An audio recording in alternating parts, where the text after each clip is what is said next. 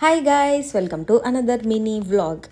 మీరు కనుక నా ఛానల్ని ఫస్ట్ టైం చూస్తుంటే సబ్స్క్రైబ్ చేసుకోండి. ఇది శ్రీశైలం వ్లాగ్ పార్ట్ 3 అనమాట. ఇంకా మాకు దర్శనం వితిన్ హాఫ్ అన్ అవర్లో అయిపోయింది కాబట్టి చాలా చాలా చాలా టైం ఉండే. సో అందుకే మేము రోప్ వేకి వెళ్దాము అనేసి వచ్చాము. నాకు స్టార్టింగ్లో ఏమో కొంచెం భయం వేసిండే, అంత హైట్లో నుంచి వెళ్తున్నాము, ఆ రోప్ తెగిపోయి కింద పడిపోతే ఎట్లా అనేసి.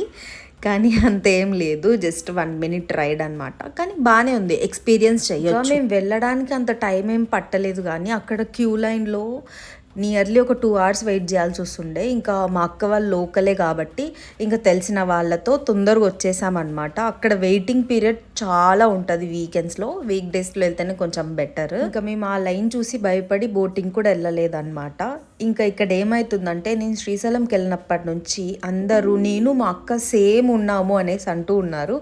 అది మాకే అర్థం కావట్లేదు, మీరు చెప్పండి. ఇంకా క్యాలెండర్ తీసుకొని ఇంటికి